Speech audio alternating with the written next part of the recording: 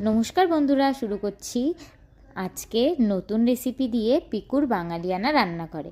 আমি এই রেসিপিটা বানিয়েছিলাম আমার একটা বন্ধুর জন্মদিনে, যেটা না দিলেই নয়, যেটা দিতেই হয়। তাই জন্য আজকে আমি সেই রেসিপির মধ্যেই একটা রেসিপি বানিয়ে ফেলবো। তাহলে আজকে আমরা বানাবো টমেটোর চাটনি। টমেটোর চাটনি বানানোর জন্য এখানে টমেটো নিয়েছি। টমেটোগুলোকে কুচি কুচি করে কেটে রেখেছি। এরপর কড়াইতে সামান্য পরিমাণে তেল দেব, আর 5 ফোড়ন আর শুকনো লঙ্কা ফোড়ন দেব। দিয়ে কুচি করে রাখা টমেটোগুলোকে দেব, সামান্য পরিমাণে নুন দেব। খুব ভালো করে টমেটোটাকে ভেজে নেব।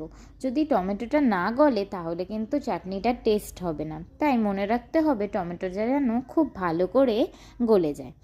এইভাবে নাড়িয়ে চাড়িয়ে 2-3 মিনিট ঢাকা দিয়ে রাখলেই টমেটোটা খুব ভালো করে গলে যাবে।